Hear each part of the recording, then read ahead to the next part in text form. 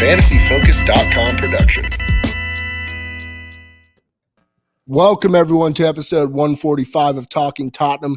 We got 4 slices. These are Tangelos from the Mineola Lakes region of California. We're just pounding Tangy shakes. 4-0 over Burnley. How you feeling? Love the Tangy switch, Bucks. It's only good vibes from it. Doing well. Big win for Spurs. 4-0 against Burnley. Kind of a lot like last time they played at Tottenham Hotspur Stadium. I believe that one was 5-0. Yeah. Correct me if I'm wrong. Yeah, beat the hell out of them. Son with the Puskas, a winner. Not a big deal. Yeah, nothing big there. Big win.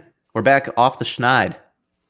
EPL run, here we come. We're going to play some teams that aren't top 6, and Spurs can just build off this performance. The offense looked great, and Gareth Bale will be the topic of conversation, right?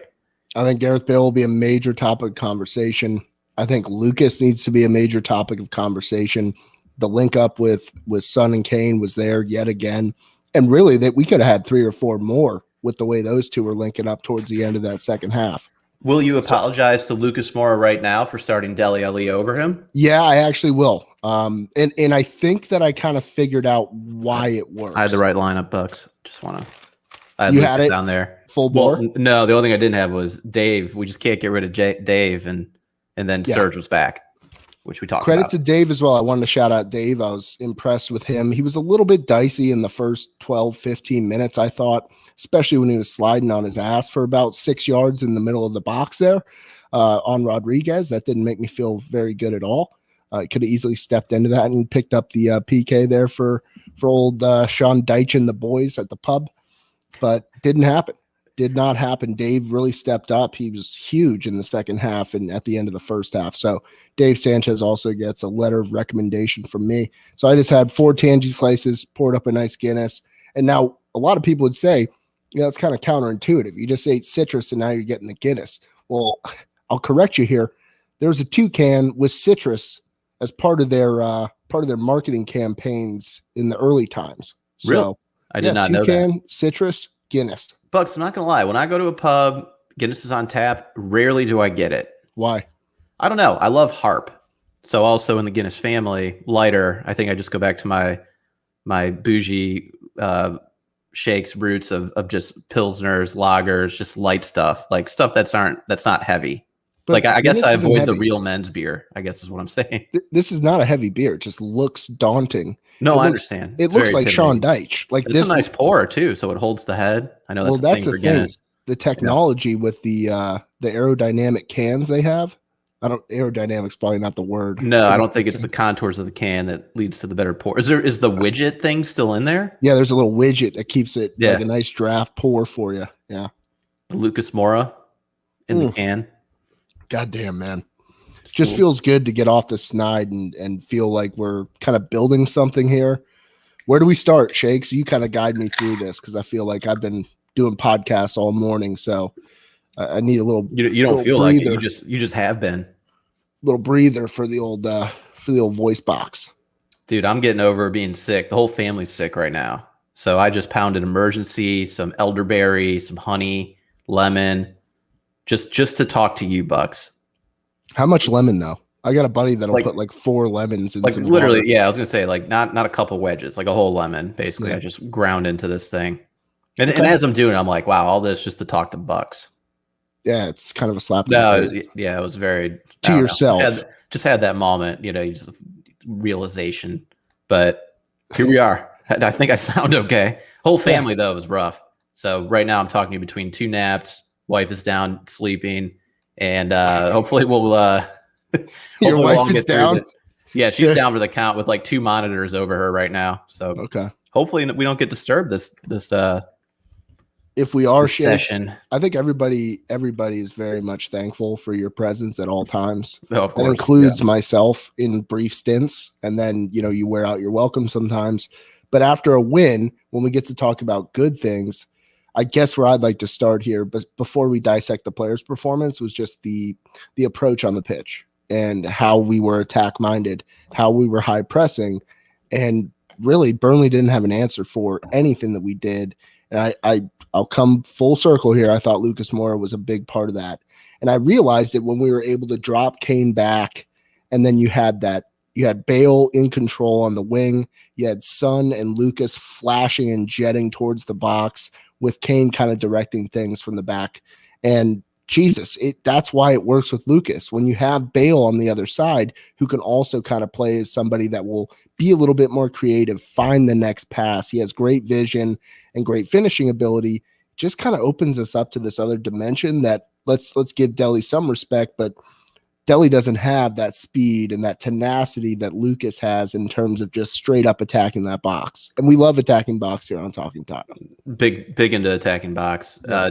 Lucas has been doing a lot of that lately too, and I'm sure that's why also he's getting the starting nod over Dele as well as Steve in these matches, Bucks, because he, we all joke about the head down, runs, turns it over, doesn't look up, but it does make defenders uncomfortable when he sprints at you and goes direct. That's something Son always would do. But Lucas can do it from the middle of the pitch, off to the right. If Bale is shaded a little bit more in, he can be on the left side. So Lucas, it seems like he'll come back, get the ball, and drive. And for whatever reason, that really made Burnley uncomfortable. Like, I had to look up Burnley's stats. I'm like, man, I felt like their goals allowed weren't bad, and they aren't. So they're middle of the road. They're better than some top teams, like as far as goals allowed. So it just really made them uncomfortable. I don't know if it's a matchup type thing, Jose scouted it or whatever, but Burnley giving up 3 goals in the first half, that probably does not happen often. They're a team that's just going to try to eke out a draw or maybe a 1-0 win or something like that against you. They did not play like, the Sean Dyche team that's pretty buttoned up and compact at the back that we've seen even earlier this season. And if they keep playing like that, that was a rough performance. I mean, they need to look below them because, Newcastle, Fulham, even West Brom, like some of them are putting together some points. So they're not out of this yet. But, taking it back to Lucas, it's just a different dynamic. I think you can get more of Lucas out of Steve, like as far as direct runs. You're not going to get it out of Dele, though. And whether it was a matchup play or not, credit to Lucas, credit to Jose. Stay Jose. You going to say Jose that with me? stay? Jose stay? Stay Jose? So we talked about this in texting. I've been one to admonish the man a little bit, call him Jose. And I'm in between a soft and a hard J for him right now. Well, how about just today you're Jose, but it just... How about Waze, like a Joaquin type of thing? Like Joaquin Phoenix? Yeah, Waze. Nah, like quasi. It almost sounds like a rapper. That sounds like quasi, like you're quasi in on Jose. It's kind of like a Migos rapper. Nah, I like that. Just given the game or performance, like you then choose. So then it's a toss up again. Like that goes away. He didn't just earn Jose status the rest of the season. It's just for today, he's Jose status. So are you calling me somebody that just flip flops on a dime all the time, Shakes? Well, no, it's a way to gauge. It's like your barometer. It's gauging the temp on how Bucks feels about Jose. That's my spin on it. Okay, so it's like my governor. It's my governor. It's like what I tell you. Do you give him a 1 or a 10? Is he a Jose or a Jose? Well, he's in the middle. Yeah. Right. Well, I thought it was a good managerial performance today. The team played well, like up top. He called the right center backs. Apparently, that's how he is. He's always in the middle of my barometer. Your Days of Thunder RPM gauge right now. Damn, just running through the throttle. I need to watch Days of Thunder again. That's an underrated movie, and hopefully so it's aged corny. okay. I haven't. John C. Reilly is in it. How could it not age okay? Guy's phenomenal. Every role. Boogie Nights, the best. The magic on those tapes, just like this podcast, Shake. You could take the tapes, you could take them, but the magic on those tapes, that is ours, right? Absolutely. Yeah, that's how it works. Yeah. So I think Jose, he's Jose today. I'll give it to him today. All right. I like it. He set up the right way. And Dave with Toby worked. And we've seen Dave and Toby work. Toby looked great. Dave looked great. I thought Serge looked great. I mean, the back line was just so active. So active. And we did that swinging gate even with Serge in there. Serge was far less present down the right wing compared to Serge. Serge and Serge. This is getting a little bit, It's your 5th podcast of the day. Don't worry about it. It's been a long morning. Compared to Tanganga is what you were going to say? No. I'm just saying it was cool to see that Serge was able to stay disciplined in his defensive position and then also have an impact when he would lead that charge down the right wing, which wasn't often compared to Sergio Reguilon. I'm just going to call him number 3. Number three. Number three is a baller out there. 3 Reggie. Yeah, he really commands respect. The ball in, destined for Kane, greasing off the defender's head right into Lucas's nutsack. That made me real happy. How about that touch by Lucas to then go to his off left foot? Oh yeah, and he wasn't really balanced when he struck that ball either. He just kind of rope-a-doped it right in there. Shades of Ajax, but yeah, no, rough game for Pope. Felt like he had like 0 chance on every single goal. He made a couple of really good saves down. No, it could have been like 7-0 if it wasn't for him. Yeah. Really could have. I mean, the first goal, just an unbelievable cross by Sonny. Terrible defensive play. They played Bale, and I think they played Kane on too, like behind Bale. And no chance for Pope there. The other second goal is a deflection. No chance there. What was the goal that Bale put in off the post, similar to Lucas's? He just stood there. He just like watched it go in. Yeah. So I mean, really rough go for the keeper. Kane had that one. Kane had that one where he kind of he gave it a little no look as he was looking to the upper right and just flashed it there towards the left post, just missed. Pope was just standing dead still at that point. You felt bad for Pope because I think Pope is really talented. And I thought he was a lot younger than he is. He's 28. I looked it up because I was like, oh man, could Spurs get a little mix of Pope after just dismantling him completely? Thinking about Burnley going down. Yeah. And then just I don't think Burnley's going down. I don't see the point you made earlier. That was a rough performance. Where was this against like Brighton, by the way, by Spurs? Sorry. That pisses me off, man. Bale. It's Gareth Bale. So can I go? I'm not going the other way. Bale played great. He's my man of the match. So I'm not trying to make it not about Bale. But can I say that the duo of Højbjerg and Ndombele playing together over and over and over has only gotten better? And then when you see them play against a team that's just not as talented as Spurs, they just take them out in the midfield. Like it's a lot different than if it was like Sissoko and Ndombele or Sissoko Højbjerg, where just it's a little bit more disjointed. Lucas was still coming back, and so was Kane at times to like do a little press or try to get a presence in the midfield and then release it. And even when they did that, then you saw Toby and Sanchez, really more Toby kicking the long balls. So it just felt like Spurs had practiced with the squad for a while. Like that's just all it kind of felt like to me. It's just like, oh, they're fluid. They know where to go. They're making some, quick passes. It's like they got from the right side to the left side of the pitch very quickly after like 3 quick kicks without having to look up and hold it. So Bale was I think it's on that continuity thing, though, Bucks. I just think Bale is now getting into form, which is tremendous. But I really think the midfield, and then, like you said, having Reggie back, that adds a different dynamic.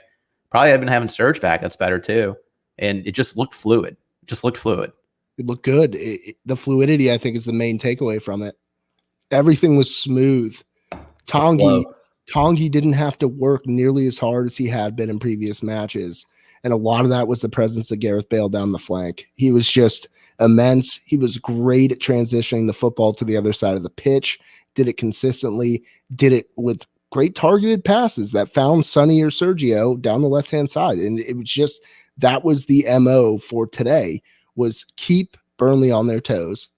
And then when we could counter, it'd be quick, 2-pass counter. And then who let the dogs out type of thing. The Baja boys. Coming back. Wonder where they are today. All right. I think I got a name. For the Lucas, Sonny, Kane, Bale front line. The Baja boys who let the dogs out. Yeah, the Baja. Or were they the Baja men? They were the Baja men. Yeah. Well, I kind of like Baja boys. Even though I like Baja boys. Let's no one will have any idea what we're talking about. But hey, that's the inside stuff that you get here at Talking Tottenham. We reward our longtime listeners by glimpse behind the curtain, giving the inside jokes that no one else would know. Yeah, I mean, this to me, Bucks, should be the starting lineup against and the style of play, like tactically against basically draw a line at like 11th in the table and just work your way down.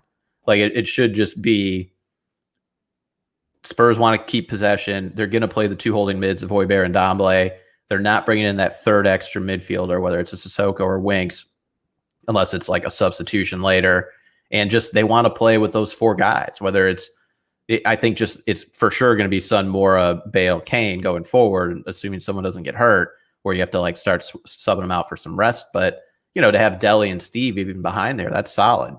I mean, I don't know like what this is going to start to do with Steve's playing time, who I thought, had played more over Lucas like in the beginning of the season.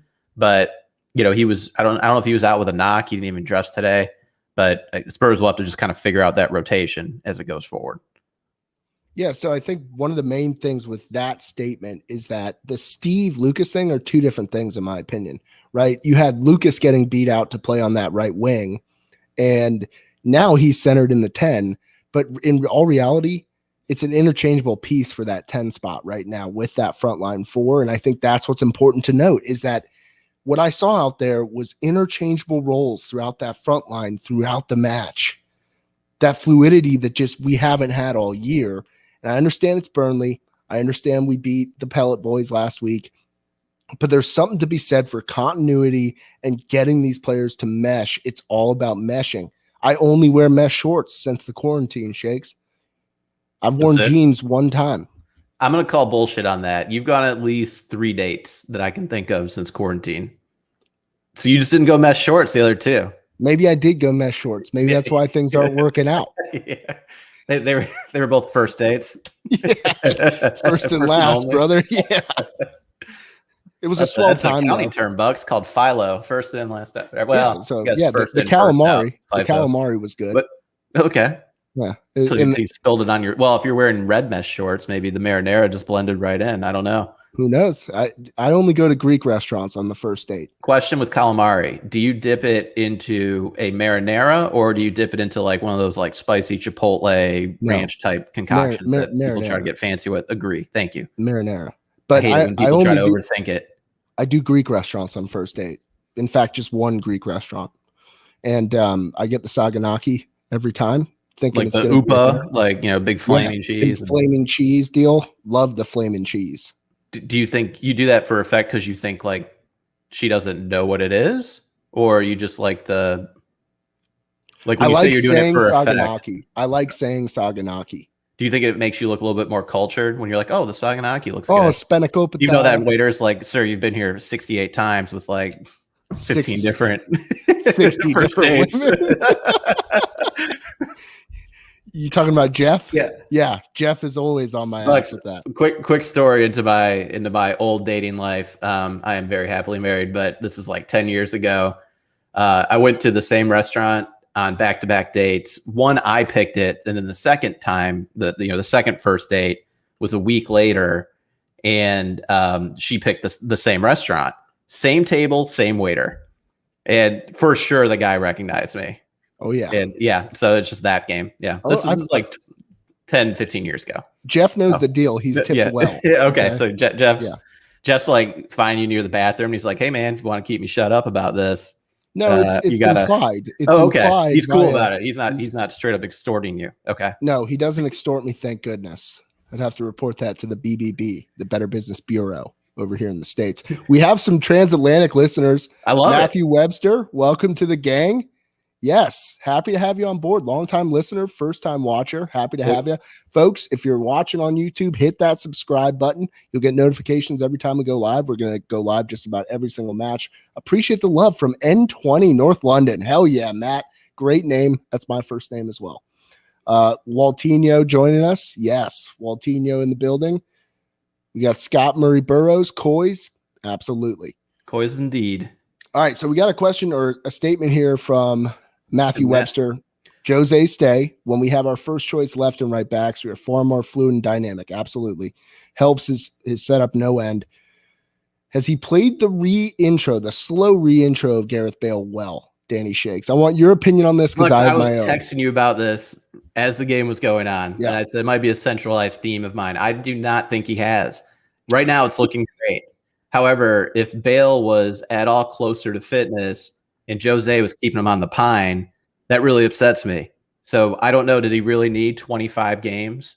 Or I guess 24 if today was the 25th game of EPL play plus Europa Ball plus FA and Carabao Bang Energy Cup play in order to really slow play in Bale? Because I said the same thing that 52 matches. We've played 52 matches. That many? That can't be right. I thought that's what they said. No.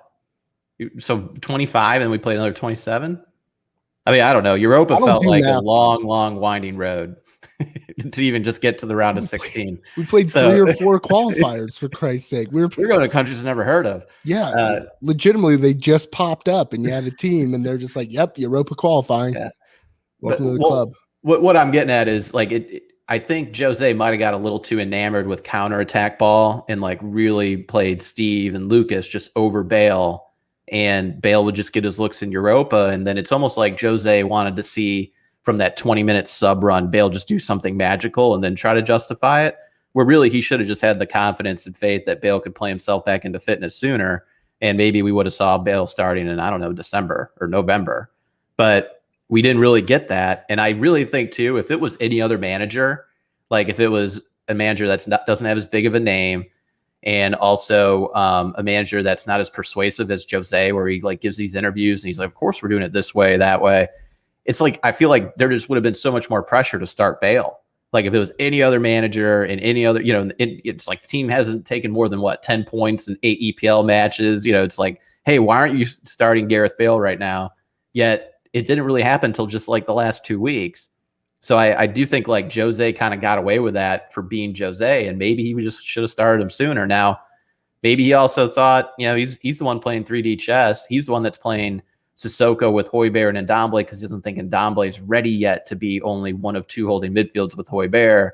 So maybe he always thought he just had to have an extra midfielder and a pressing winger like a Lucas or a Steve. So, that would be the argument, I guess, with it. But man, that seems like he really threaded the needle to get to this point. But I don't know where you stand on it. I just think he could have got Bale in there sooner. You and I differ here. Okay. I think this is. You think this is 3D chess, seven moves ahead, Jose? All right, so number one, limited play for 18 months for Bale prior to coming over. And then he had an injury when he first came over, was out for 6-8 weeks, right? So we didn't even get to sniff Bale for the first run of his tenure at Spurs. Okay. Then working into, whatever he needed to in terms of his fitness. And now all of a sudden we're looking at the barrel end of an EPL run and the stretch to qualify for, the final 4 in Europa, the final 8 in Europa. This is a big moment in our season. And I think it's all about finding the iron when it's hot. And I won't say that we found it yet. I think we are building something currently, and we're starting to figure out how we can play a more, not possession-based, but a more attacking-based type of style on the attack. And that's really what it boils down to with the mentality of the squad. And seeing that kind of grow throughout these last couple of weeks with Bale coming in off the bench, doing well against West Ham. Great start in the week. Fantastic start today. I just feel like at this point with this stretch run that we're at, this is the most crucial part of our season. Our worst Prem matches are behind us. So if we can get him moving at full speed and doing just wonderful things, like there's a confidence, there's an era to Bale that I'm sure he got dogged for with his first few appearances. He misses that shot against West Ham that could have won it for us earlier on in the season. And, it could have been a pen too, for the record, could have been a pen. And then people are dogging him like he's not the same Bale. And you know what? He's not. But he has still this superstar level of get the ball at his feet and see what he does with it. And the first goal was great just because what timing on that run and what awareness by Sonny to find him and pick him out. And then Bale not overdoing it, just saying, well, there's nobody there. Pope's standing on his heels, and I just got to kind of get a foot on it. A lot of times you might see a player get a little overzealous in that situation because I think about, you get a sitter if you're playing softball or something and you're playing first base. The sitters are harder sometimes than the ones that you have to move for. So you can get it in your head, but you saw that. That's the polish. That's that just, ooh, god damn, that's like a Baby Bell cheese all wrapped up, delicious, various flavors, Gouda, the traditional. Baby Bells are one of my favorite things in the world. I had to retire from them because I was eating like 14 a day. Cholesterol check. Cholesterol check, man. Cholesterol check. But then that second goal, when that ball found him from Sonny, despite the fact that defenders were kind of on their heels, retreating back, you just knew he's going to do something absolutely electric right here. To kiss that post in the manner he did with the bender. It was all in motion. Yeah. It's just perfection, man. And he blasts the ball. The guy just blasts the ball. When he's doing a pass across field, it is blasted. The guy just has this different level of confidence in himself that he can get it done. And we need that because Kane has it. Son has it in spots. And when he's hot, he's super hot. He's red hot. He's probably the best player in the world when he's on one, right? Sonny is. But oftentimes you still see him kind of fledgling with the confidence levels at points, getting his shots off. But he's been so effective passing the football this year. And we're seeing that part of his game build. When you bring Bale in, you have 2 decimating finishers on your squad. I mean, shit. I think the slow play might have worked. And it's like a good poker hand. Biggest poker hands, you sit there, you check, and then you're all in.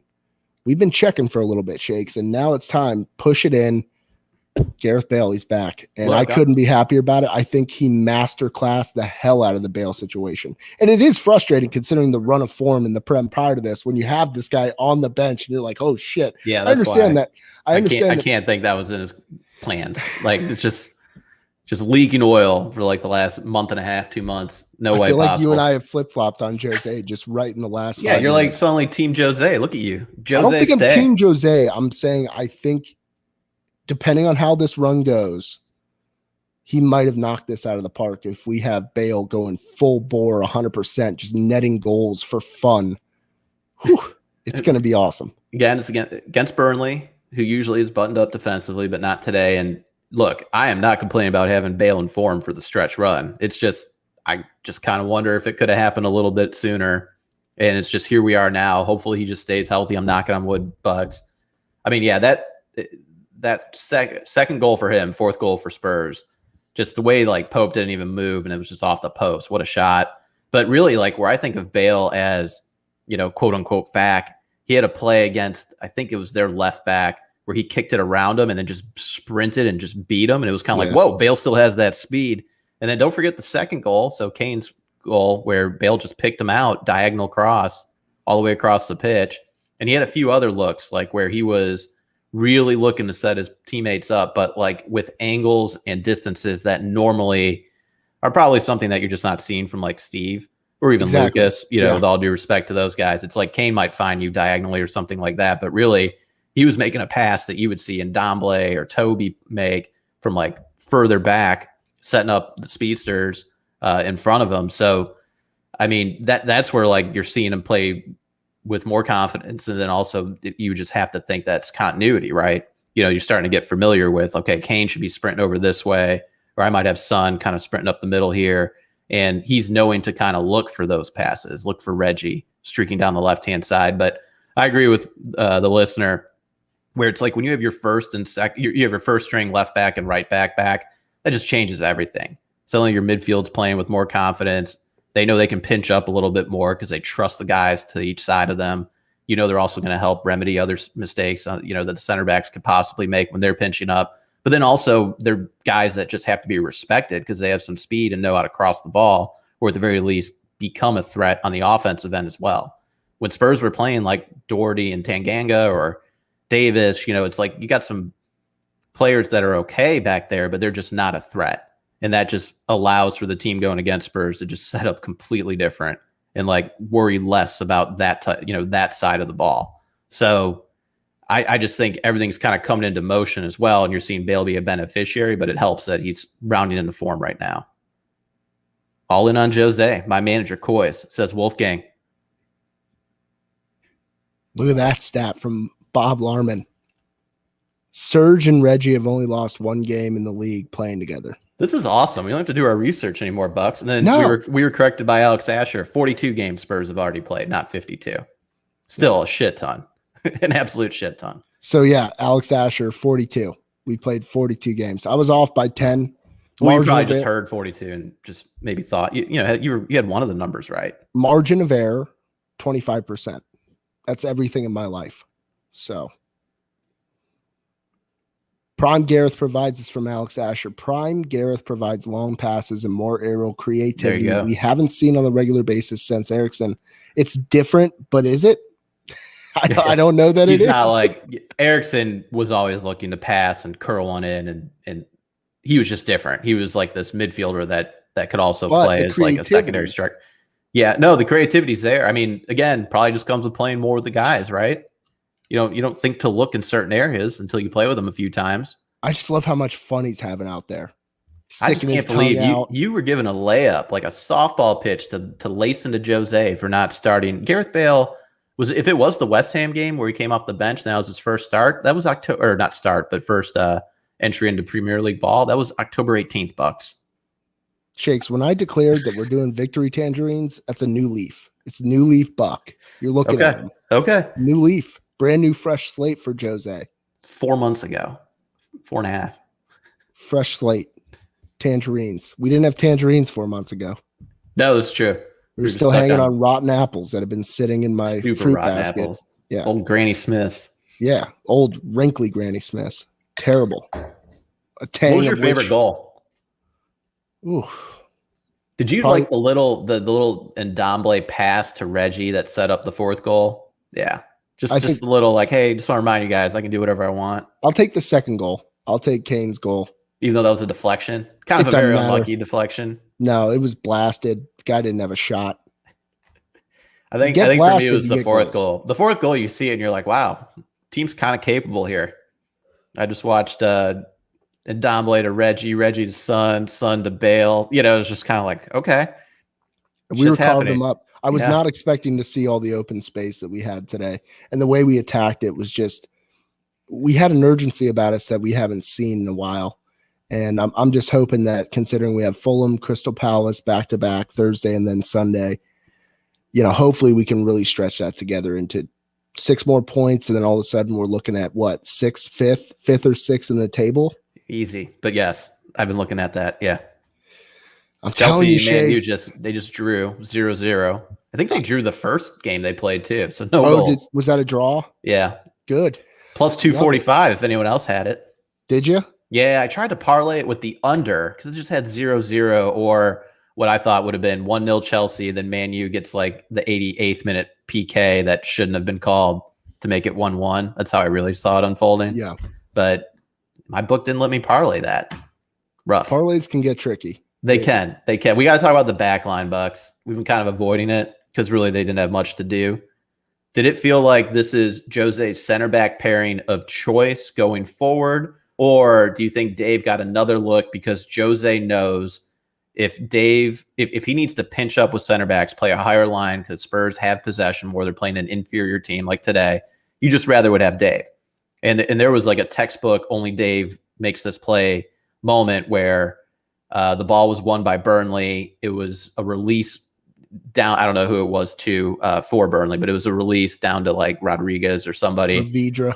Yeah, or Vidra. And Dave just kind of shielded him off the ball. He just was able to turn around, sprint back. He's by far the fastest center back on the team.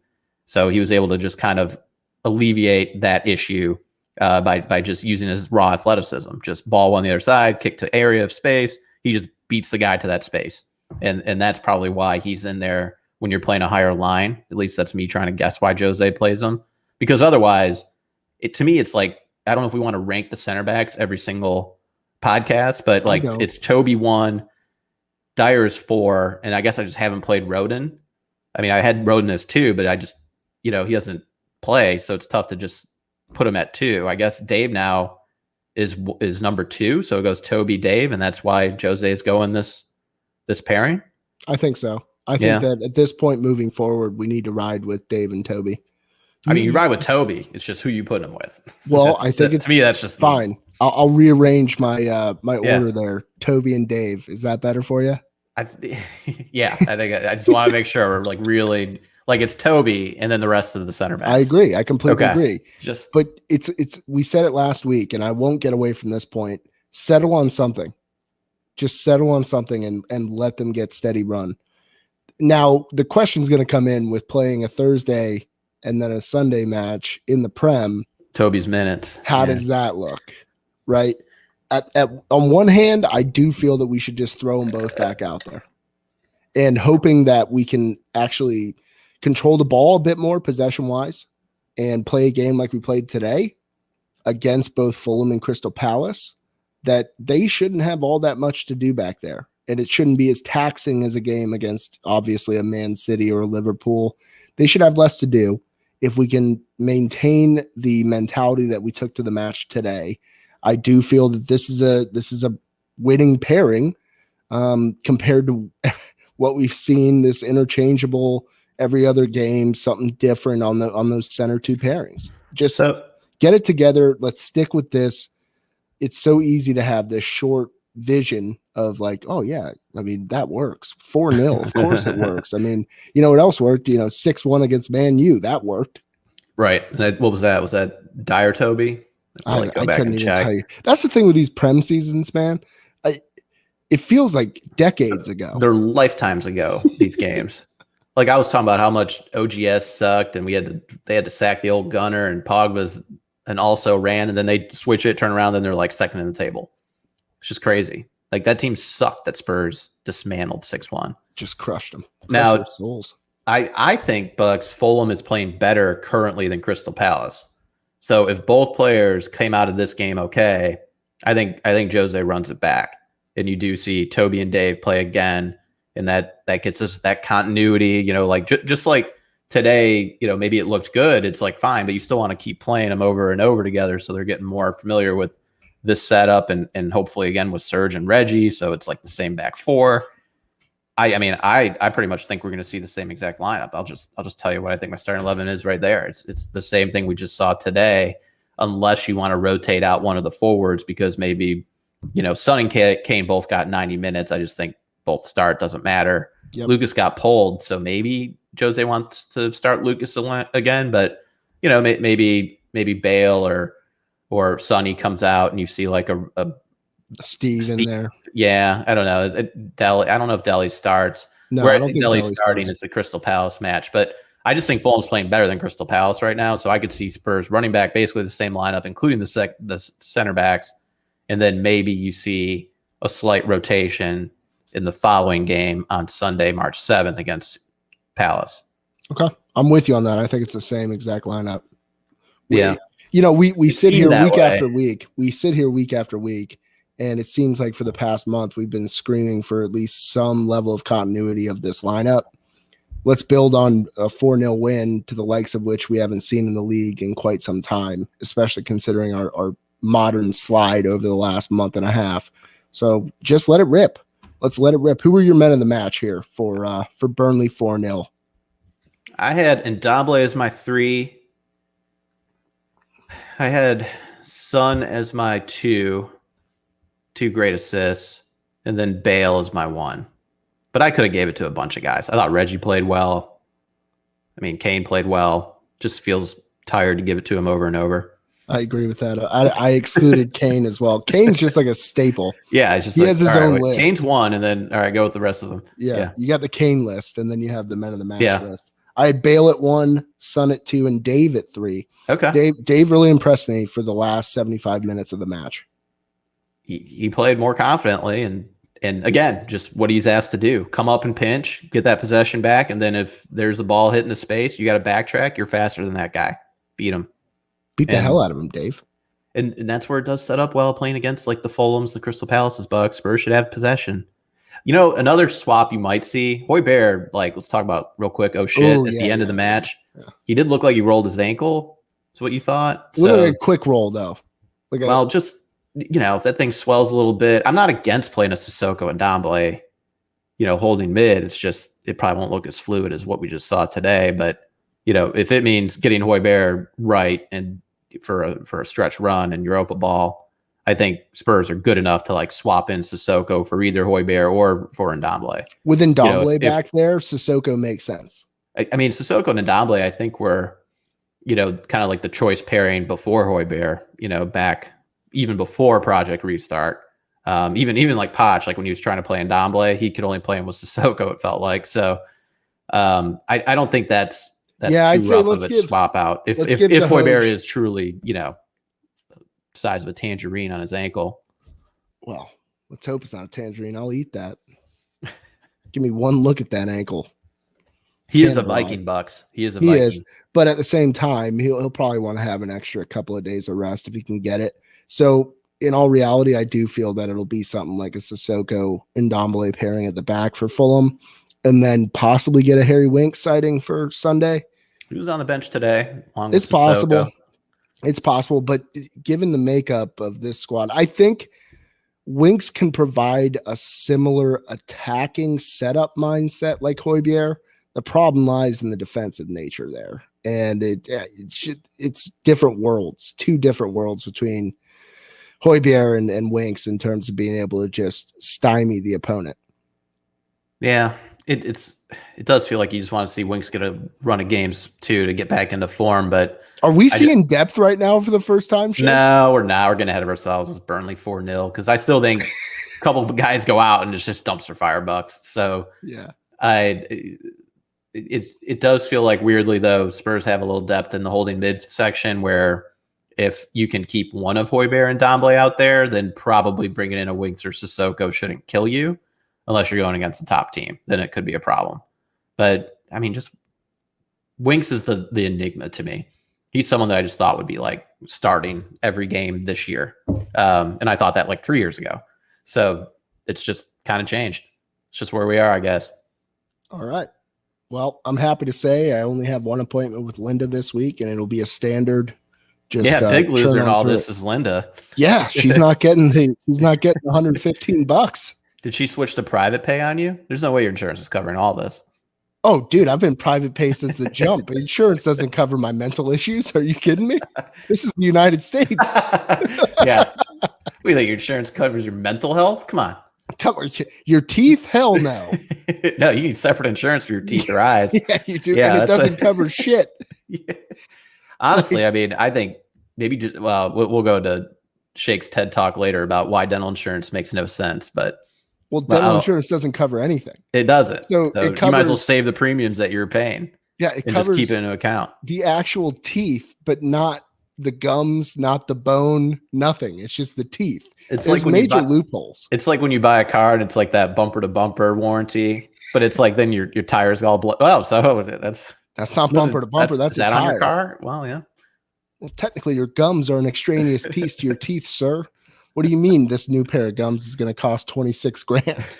The hell are you talking about? Or am I a teeth doctor? Yeah. Okay. Well, there's bone doctors, teeth, all for the mouth. Like they're making an absolute killing on us, Shakes. But yeah, no, my mental, I'm not going to call it issues, but more trying to strengthen my mentals, as the kids say. Yeah, that's all out of pocket. That's what the kids say. My mentals. I'm working on my mentals. Okay. Yeah. I'm not familiar with that one. Yeah, whatever. I'm more plugged in than you. You definitely are. I mean, you're the one streaming. What's that kid's name? Cliff Hamstick the third. All right, let's get into some listener questions here, folks. If you're joining us live and you want us to comment on anything, go ahead and comment live while I get into the Twitter sphere here. Just add a siren emoji to make sure we know it's important. All right, so this is from Scott MB at Scott MB23. I suppose my biggest fear is that we don't capitalize on this momentum or that Jose reverts back to a defensive pattern, hoping for counterattacking chances. Today was the kind of football fans have been calling out for all season. This is the team's chance to close the gap. Coys. Thoughts, Danny Shakes? That is a fear. It's constantly in the back of every supporter's mind. So I agree with you, Scott. But look at the run of games. Fulham, Crystal Palace.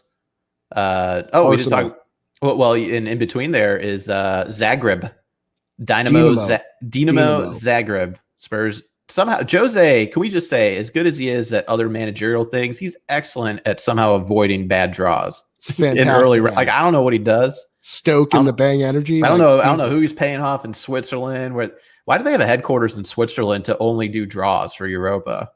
Like that should, weird, doesn't it? Yeah, it seems like UEFA just pisses money just for that. Really, they're just in a vault. They're in like this mountain chateau. Yeah, like I don't. It's like, do we have to do this on? We could have just done this on Zoom. We could have had like a Make-A-Wish kid do it. Like we didn't have to like fly in celebrities and like create this brand new set with like the ping pong ball. Anyway, I'm convinced they're just in like their 14 flights below the ground in some Swiss bank shaft. They're below some Swiss Alp mountain. Yeah. You got to go through all this crazy Yeah. security clearance just to get into the ballroom. Like you saw the one guy who was doing the Europa League draw. He was all nervous, man. Yeah, Probably because there's guys with guns standing all around him. I don't know. Just something about it. I guess it adds to the intrigue. Like I enjoy watching it for that reason. I'm like, oh, time to dust off that set that we use like six times a year. The set is so terrible. It looks like it truly looks like a 1978 late night show set. It's awful. But I got to give him credit. Jose keeps on drawing these. He does. Somehow just missing Leicester, or not Leicester. They got eliminated. Sorry, Leicester. Missing Arsenal. Olympiacos. Man U. Olympiacos. Yeah. There's a few different ones too. Spurs missed. A couple Italian teams. Yep. I was happy about the draw. And we can definitely hang with Dinamo. I think so. Treat him with respect. I'm just saying. Could have been worse. I got to figure out a nickname. 3 games in a row, like you tweeted. Arsenal. That would have been something. That would have been fun. But anyway, back to this question where I went off on my UEFA tangent. That is a concern, but it's just like you look at the fixture list, which is what I'm staring at right now. Dinamo, you got a couple games in. We already talked about Fulham and Crystal Palace. Arsenal is in there, and maybe that would make Jose revert back. Does he revert all the way back, Bucks, where it's suddenly like Sissoko in for Lucas? I actually don't think so. But really, then after that, those Spurs got Aston Villa. I think they would set up the same right now as they would against Aston Villa, Newcastle, and then finally in mid-April they got Man U. So the run of games, similar to how like I almost felt like the run of games against all the tough opponents on the first half of the schedule helped Spurs because they knew to play a certain way over and over. Counterattack ball against Man City, Chelsea, Arsenal, Liverpool. Liverpool was at the tail end of it. But yeah, I mean, there was that run of games where they just got points. And I just felt like because they just knew they were setting up and playing exactly the same players in a certain way. Hopefully that'll be the same thing here because it just feels like when there's continuity and you play a certain way over and over, Spurs got some talent. And they figure out how to get points. We got a lot of talent, Shakes. That's the thing that people need to wake up and see. Yeah. And you saw you had Jamie Redknapp and was it Keane who was going off about how Spurs aren't that talented. Redknapp today was like, yeah, they are that talented. They're just not putting it all together. And then sure enough, he gets shit all over his face. Good old Keane there. That made me feel pretty good. Tough break. Well, So what do you think? There's Spurs? Damn pundits out there, Shakes. I think we can. I can't stand them, Bucks.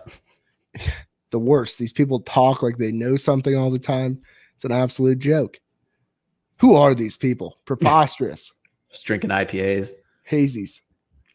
No fancy papers, though, Shakes. That's kind of disappointing. I finished them. I got to go back. You need to get more. We've been winning since you got the papers. Get the papers. You might be right.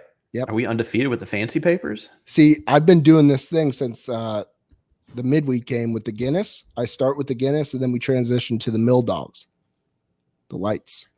So we got to find that groove. Tangerines have been working.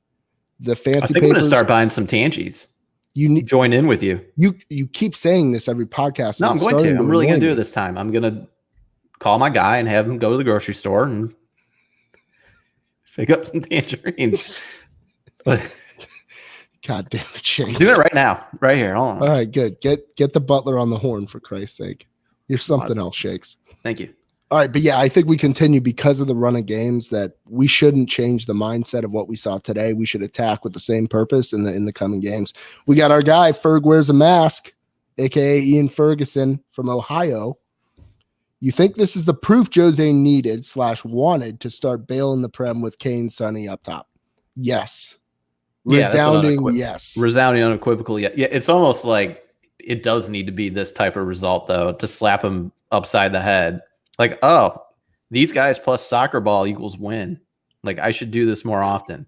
So I'm glad that, Bale had, 2 goals and an assist to let Jose know, maybe you should start me. Yeah, I'd say that he let him know loud and clear. Yeah. He knocked on the manager's office door like, yeah, put a Post-it note up there. But that's where it's kind of bullshit again. I'm going back to this, Bucks. It's like Jose would just defend Steve and be like, Steve does so much work. And I agreed with him. Like, we talked about how we thought Steve was instrumental in like the Man U game, Man City game. Like, just what he did going back. And it's like Jose wants to talk about like those nuances. So then it's kind of like, well, now we need it's like those guys can participate and contribute to the game that way. But Gareth Bale, I need to see like him contribute to 3 goals in the first half. And see, that's what makes me think that there was something else there, like a lingering injury or something. Very good point. Like, maybe that'll come out later. Because there's no reason to have that mentality shift to where all of a sudden it's like, oh, now we can turn it on, except for injury or something that we just we're not privy to. We're not the best pundits in the world. We're not even pundits. I need to stop saying that. Quit calling us pundits. Okay? We're just dudes. Guys just slamming beers, talking Spurs. Guys being dudes. Yeah. Bros being dudes. That Steve Adazio clip at Boston College. Just a couple of guys being dudes. That's us, Shakes. I think we continue on with Bale, and I think with this run, it could get really interesting here, Shakes. And Bale did get a setback. What was it, December? Yeah. So it was November. It was early. Yeah. Still. So from my perspective, if we get 6 points out of Fulham and Crystal Palace, it's a brand new world.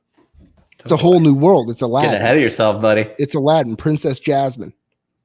Spurs have, at this moment, Bucks 39 points, so you're putting them then at 45 points. Currently, West Ham United has 45 points while in 4th place on the table. Now, other teams still have to play. Yeah, Spurs have 1 in play against West Ham, however, and Chelsea, however, do not against Liverpool, who's also above them. And then Everton actually has 2 games in hand against West Ham. Everton is kind of a threat right now. Spurs get to play them one more time. Maybe third time's a charm. I hope so. We need it. We got Big White Hart Lane, great contributor. Love all the contributions to the pod and the constant communication. This is my guy. Was that arguably the best performance of the season? A clean sheet, quality goals, and solid performance. Granted, the opposition might not be top quality, but we also dominated the game. Comparison would be United, where we conceded and played against 10, or Saints, who were just naive. I'm going to say it was this game. This was the best we looked, in my opinion. Spurs are the last team to beat Manchester City, and that was on November 21st. We're now going into March. So you're taking the 2-0 win? I'm going Man City game. I mean, they're a juggernaut. Spurs kind of beat the shit out of them by playing counterattack ball. They weren't at that point. But they after that won every game. Like literally every game. So maybe if they had beaten Spurs, they wouldn't be doing so hot. They would have rested on their laurels. Now I'm going. Look, there were times, and Man City did have a goal called back when it was a handball or something. But I mean, if I remember right, Kane was offside, so it could have been 3-0 in that game. It was like a needless offside. And Spurs, every time they had a counterattack, they were looking super threatening. I give it to the Man City or the Man U game. I'm super optimistic by this game. Don't get me wrong. We are building off this game. We have Gareth Bale in our lives. It's just impressive wins. I mean, I just got to give it to. I mean, Spurs at that point, Bucks. They beat Chelsea on PKs. They destroyed some team in Europa, and then they beat Man U 6-1. You know, it was just. The Man U game could also be called up there, so I think it's the 2 Manchester games. But it's Man City 1 for me, Man U 2. You can give this one third. You're misinterpreting the question a bit. You're saying the best wins. We're talking about performance per Big White Hart. Oh, performance, Man City still. They played a certain way, counterattack ball. I just think everyone knew Spurs were going to play that way. Pep had no answer for how Spurs set up when they played that long back line. No plan B. Domblé was a monster. Yeah. Sonny took his chance, and then GLC came off the bench. Like, I'm giving it to Man City. I'm going to go with this. This was all right. I like it. I mean, hey, it's good that this is in the running. This means Spurs are in good form. Well, know, I only live in the now. I black everything behind me out. Something I'm working on. I need to stop doing that and maybe reflect a bit more often. But you got to have me all wiry and live on edge. That's how I am, right? I just saw a comment from Scott Murray Burrows. Yeah. Shakes, your mic looks like it's like you're I'll let everyone behind the curtain. It's actually a sound wall because so my mic is actually smaller. Yeah. This is an unbelievable comment, Scott. Yeah, you like that? Yeah, no, that's tremendous. It's a sound wall because I have tile and a high ceiling. My house, of course. It's palatial. Yeah, So my office is pretty echoey. So as a result, we have a sound wall around the microphone. But yes, it does look like I am just face first into a trash can. That actually sounded a lot better when you were digging. Did I? Oh, through sorry. The trash. Yeah. Stay there. That's a great comment. We got Big Sam Mack here from England. Would you have started Dele over Lucas? How sexy would that look in the team sheet? We got to this earlier, Sam Mack, so you'll have to go back and listen. We don't want to spend too much time on it. But I saw what worked with Lucas in there in place of Dele. And I think it was the fact that we had kind of a nice rotation of guys who were stepping back a bit, including Kane, including Bale, that were kind of flooding towards the middle of the pitch a bit more and letting Son and Lucas really ride hard towards the middle of the box. And it worked out well. So yes, would it like be very appetizing in a match where maybe we're not going to hold as much possession and we need that more creativity from the 10 spot? Sure. But what I've seen out of Lucas recently, he's been on a great run, scored another goal today. I said prior to the match I would have started Dele, but I mean, about 30 minutes in, I was saying this just works. This looks like it works with Lucas in there playing that role and the way we were kind of interchanging the 10s. So I'm glad that actually this did get asked, because going back to it, Bucks, a point I wanted to make when we first started the podcast is, for whatever reason, it didn't feel like Burnley was so in a shell where it was like 80-20 possession, or just they parked the bus, tucked in their compact lines, and you were just watching Spurs kick the ball around the box. If a team does do that, I actually think that's when I do want Dele in over Lucas, because Lucas thrives, I think, in a little bit of space where he can come up and like link up with the holding midfielders, turn around, get his head down, and start running into a certain direction. He's not really, even though he's a great header of the ball, he's not obviously like a towering presence. So I think when you have Dele in there and you get his creativity plus his aerial presence, and the team is just straight up, we're talking 75% possession, it's 0-0 in the 80th minute, and Spurs are trying to break through. I want Dele in there, I think, actually, over Lucas, because at some point you just got to concede that he just does other things better than Lucas. Right now, though, Lucas started for those reasons you just said. He's better at Dele at coming back, linking up, making the driving runs. That's something Dele's not used for. But, there could be a moment where, let's say Fulham and Spurs are 1-1 or 0-0. It's later on. I think you do see that Lucas for Dele switch to add to that creativity. If Spurs are pressing, it's kind of a coin flip. If we're talking it's 50-50 and it's the Arsenal match and it's 1-1 and possession's, a toss up and it's more free flowing, I think maybe it still benefits Lucas, but that's where you could find Dele make his way into this lineup. I agree with you there, Shakes. We got another one here from Matthew Webster. Looking to the end of season, we talked about this last week. On the end of Vinny's loan period, do we think we keep him as a second striker for $40 million?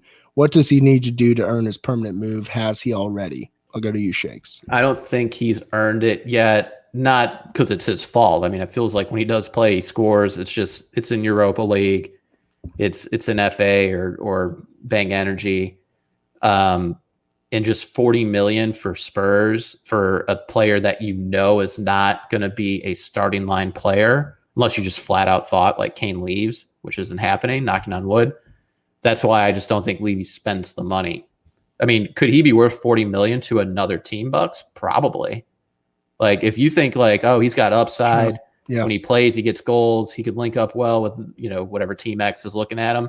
Maybe they would. I don't know if they pay 40. Maybe they pay 35 or 30. But, this loan has worked out for everybody, because Benfica now got to kind of show him off a little bit. So now maybe another Prem team might want to make an offer for him full time, or they can keep him and try to cultivate him on their end. But I just can't see Spurs. I mean, they're spending $15 million on Højbjerg and what, $30 million or 25 on Reggie. You gonna tell me they're gonna spend $40 million on a backup striker when they have the best striker in the world already? That's tough. Yeah, it is tough. It's a circumstance thing. It's not his play. Scored 9 goals. Guy's been crucial in these Europa games. For sure. Absolutely crucial. Yeah, and that's why I think it's just straight up circumstance. And just Levy just doesn't spend in those types of positions. Now there's the alternative that we talked about last week, which was the art of the deal by your guy, Daniel Levy. He comes in there. He's like, 40 doesn't really link up with what I'm trying to do. I'm thinking like 22. I was just going to say, I don't think Levy goes over 25. Yeah, 22. He's just going to say, and he's worth 22 in my opinion. I think he's shown us enough to where, especially, let's just say, let's put all the cards on the table. We're playing in Champions League next year. That's where Vin becomes pretty goddamn important, is that we're going to need that rotational aspect for the group stage. Yeah. And as it currently stands, Dane Scarlett, he's not there yet. He's 16 years old. And then Parrott has struggled unfortunately, he has struggled at every loan stop he's had, not scoring goals. He's not netting anything. That's an issue. So we need something there. And I think if we can get it for under 25 million, that would be something that Levy would entertain at the very least. So I was thinking about this because we did talk about this last podcast or a couple podcasts ago. Maybe there's a third option. It's like, do you execute the transfer and you buy them? Do you just send them back? Maybe the third option is, can you just extend the loan for another year? He's still what, 24, 25? Yeah. So he might be even younger than that, to be honest. Yeah. Now I'll have to do even though one of our listeners will beat us to it. Yeah, they will. I'm sure. But you guys are great. He turns 26 in March. Okay. So actually 25 now. Yeah. I bet now for that reason, Benfica will probably want to take him back to then either use him or transfer him for, a larger number. And it just might be. Does that larger number exist? Does the larger number exist? I think so. At the greater market. Yeah. I think it could. You think so. Okay. Well, if it doesn't, then that's where Spurs can negotiate down on just a full transfer, or just say, well, let's run back this loan then. We'll do it again for another few million and we'll go from there. Hand up. I'm a Vin guy. I'm a big Vin guy. I don't care for the celebration. Yeah, that's because you're old. I get it. You're old too, Bucks. You're hanging on. Don't look at me like that. Yeah, it's fine. I'm not that old. Young at heart. You are young at heart. It is a large heart. Everyone should stay young at heart. I'm just saying. It's true. Eventually. We got one more question from Alex Asher. In the Carabao Bang Energy Cup, brought to you by Radical Skedaddle, should we revert back to parking the bus, or should this more attacking lineup, Bale and Dombley in the 8, etc., get their chance? What's our best chance against the juggernaut? Shakes, I got a real good feeling about what you're going to say here. You play counterattack ball. Yeah, you park the bus. With all due respect to whoever it is that'd be riding the pine, and I think it actually would be Bale.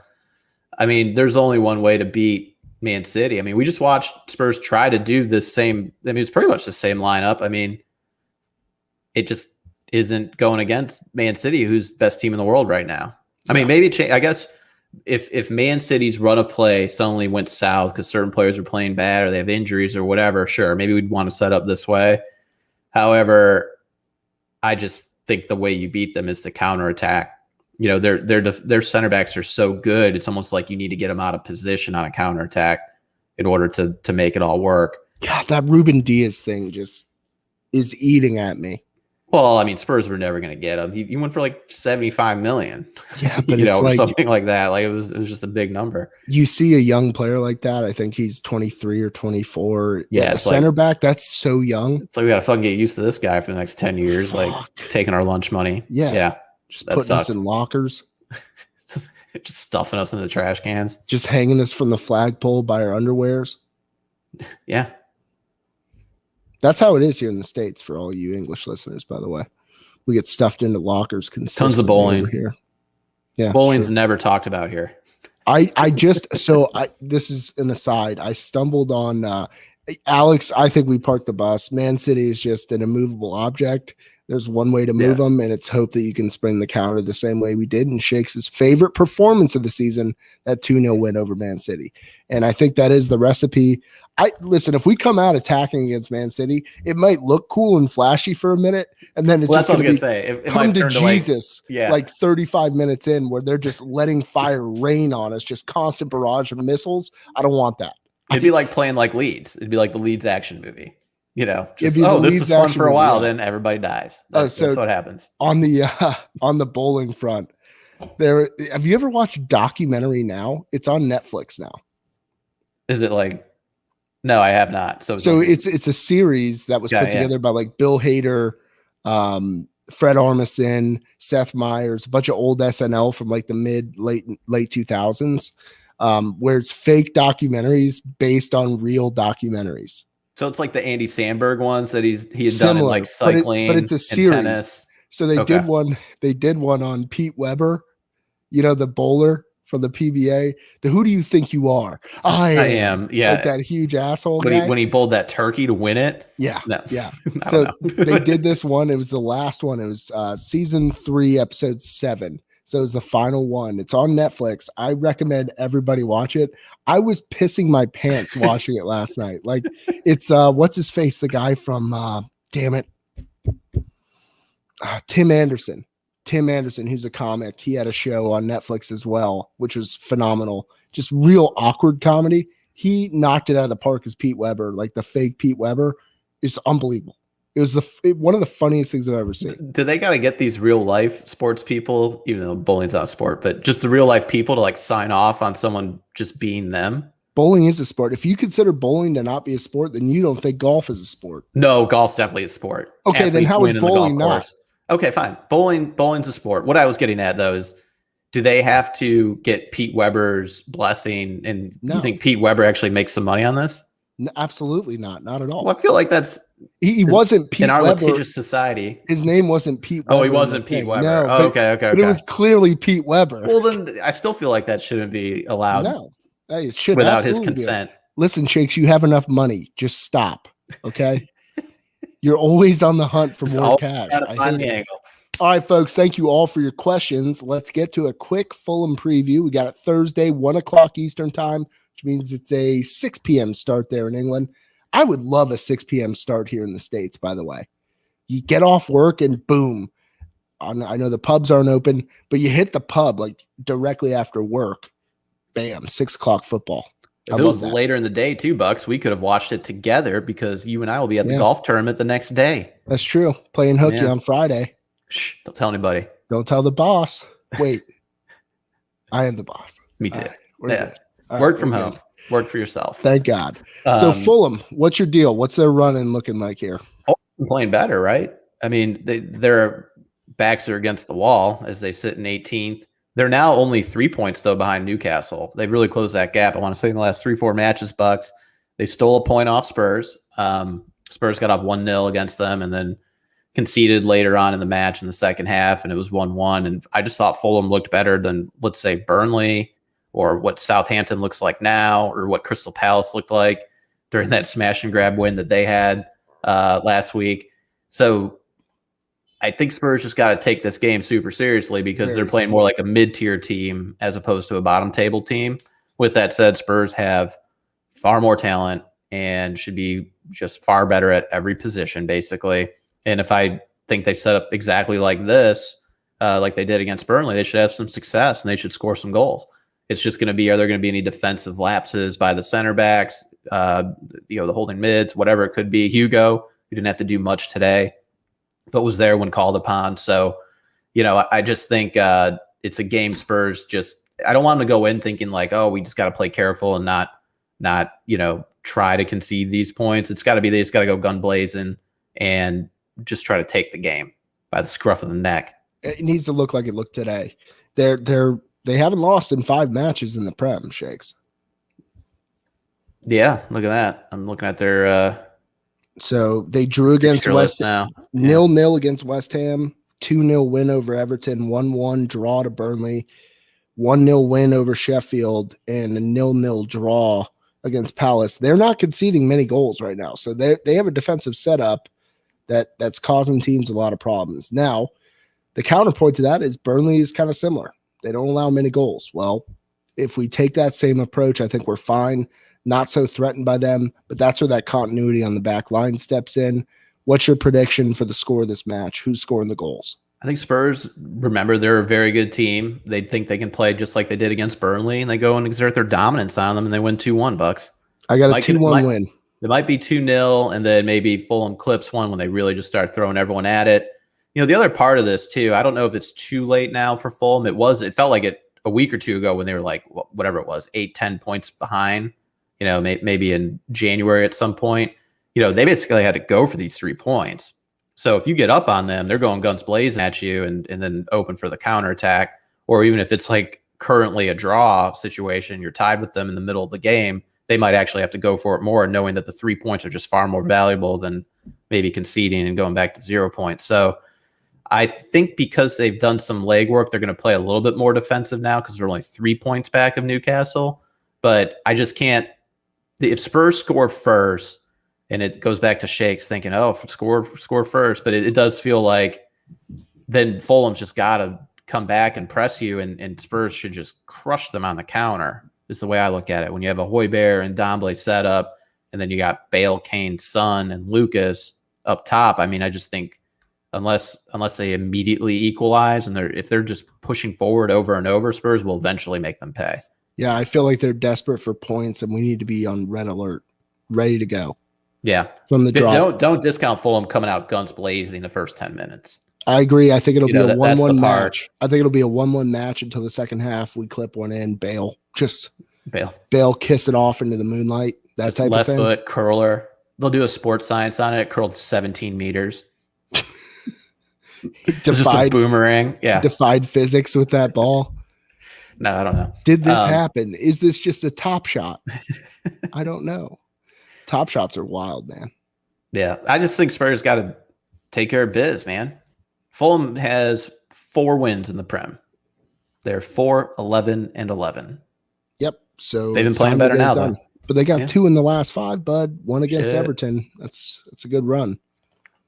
2-1. 2-1. I got Son scoring and Bale scoring. Let's keep the crazy Bale train rolling. I like Son and get on the board. He played well today. Wearing my Sonny kit, Bucks.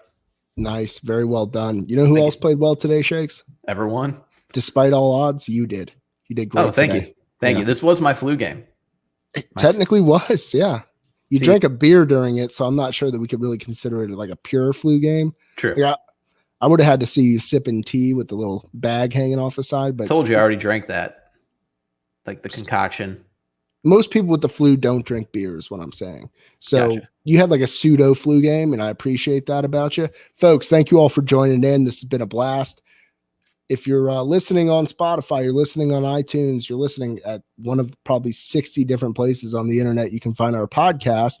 Follow us on Twitter at TTPodCoys. You can also subscribe to us on YouTube. We're doing each one of these shows live on YouTube. You can just search Talking Tottenham Pod.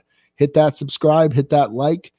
We really appreciate all the love and support. It's just been a great time since we've been here on YouTube. I'm loving every minute of it. Shakes' barber, or probably whoever he hires to cut his hair, is loving every minute of it. He pulled the hat. Shakes, please take the hat off. Looks good. That is even worse than the other hat. I don't know how you keep rocking out worse hats just to see how bad I can get it. That's going to be the bit. That might be my bit. I don't know. Okay, Shake, sign the people off. Let's go. Let's beat Fulham and come on, you Spurs. Whoa. Hang time. Coys, get it done. Beat Fulham.